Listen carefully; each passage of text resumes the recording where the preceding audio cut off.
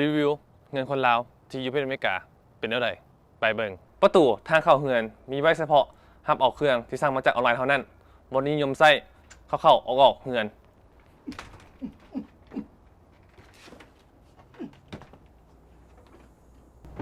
คอกรถเลยทำหน้าที่นั้นแทนเป็นทางบอลจอดรถและเป็นทางเข้าออกของคนและรถและนี่ก็คือทางเข้าและออกของคนลาวที่ในประเทศนี้แน่นอนเฮือนคนลาวต้องมีบอลไว้เกือบเป็นเรื่องปกติอยู่แล้วมีอยู่บอลนี้และกับบอลนี้มีตู้เครื่องและอุปเครื่องพร้อมเย่แน่นอนเฮือนคนลาวต้องมีรูปติดไว้ฝาเฮือนเป็นเรื่องปกติอยู่แล้วแน่นอน